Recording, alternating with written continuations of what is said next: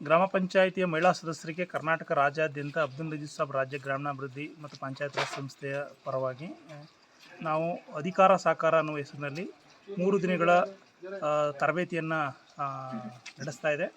ಅದರ ಭಾಗವಾಗಿ ಹುಣಸೂರು ತಾಲೂಕಿನಿಂದ ಈ ತರಬೇತಿಯಲ್ಲಿ ಭಾಗವಹಿಸಿದಂಥ ವಿವಿಧ ಗ್ರಾಮ ಪಂಚಾಯಿತಿಗಳ ಮಹಿಳಾ ಸದಸ್ಯರುಗಳು ತಮ್ಮ ಮಾದರಿ ಕ್ಷೇತ್ರವನ್ನು ಅಧ್ಯಯನ ಮಾಡುವಂಥ ನಿಟ್ಟಿನಲ್ಲಿ ಮಾದರಿ ಗ್ರಾಮ ಪಂಚಾಯಿತಿಗೆ ಭೇಟಿ ನೀಡಿದ್ದಾರೆ. ಈ ಒಂದು ಗ್ರಾಮ ಪಂಚಾಯಿತಿನಲ್ಲಿ ಗ್ರಾಮ ಪಂಚಾಯಿತಿ ಆಡಳಿತ ಮಂಡಳಿ ಕಳೆದ 5 ವರ್ಷಗಳಲ್ಲಿ ಯಾವ ರೀತಿ ಕೆಲಸ ಮಾಡಿದೆ, ಯಾವ ರೀತಿ ಅಭಿವೃದ್ಧಿ ಕೆಲಸವನ್ನು ಮಾಡಿದೆ, ಯಾವ ಕ್ಷೇತ್ರಗಳಲ್ಲಿ ಸಾಧನೆಯನ್ನು ಮಾಡಿದೆ ಅನ್ನುವಂಥದ್ರ ಬಗ್ಗೆ ಇಲ್ಲಿನ ಗ್ರಾಮ ಪಂಚಾಯಿತಿ ಅಭಿವೃದ್ಧಿ ಅಧಿಕಾರಿಗಳ ಮುಖಾಂತರ ಒಂದು ಸಂವಾದ ನಡೆಸುವ ಮುಖಾಂತರ ಮಾಹಿತಿಯನ್ನು ಪಡೆದಿದ್ದಾರೆ.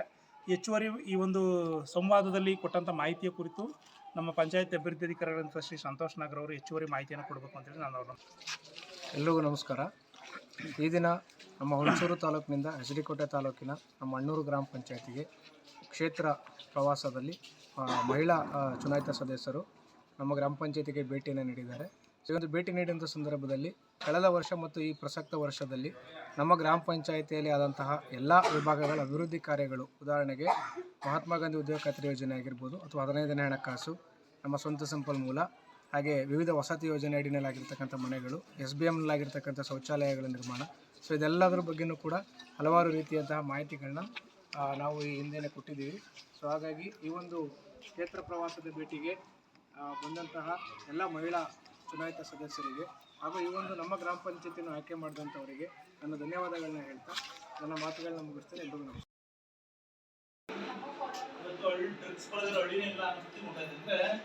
ಎಂಟೈರ್ ಹಳ್ಳಿಯ ಜನರ ಬದುಕನ್ನು ನಾಶ ಮಾಡುವಂಥ ಪ್ರಕ್ರಿಯೆಯನ್ನು ನಡೆದಿದ್ದಾರೆ.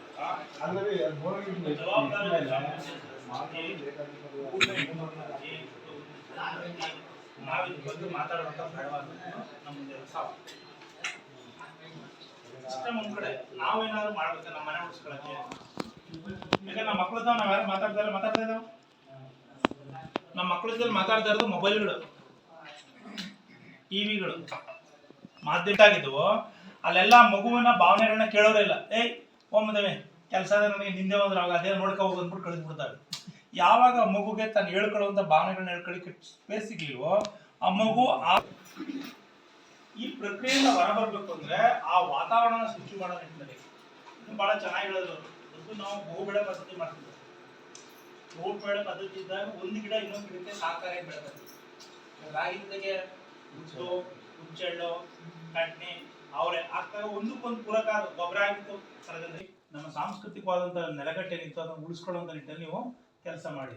ಅದು ಉಳಿಬೇಕು ಅಂದ್ರೆ ಕೃಷಿ ಉಳಿಬೇಕು. ನೀವು ಬದುಕು ಕಟ್ಟಬೇಕು ಅಂದ್ರೆ ಕೃಷಿಯನ್ನು ಉಳಿಸುವಂಥದ್ದು ನಮ್ಮ ಗುರಿಯಾಗ.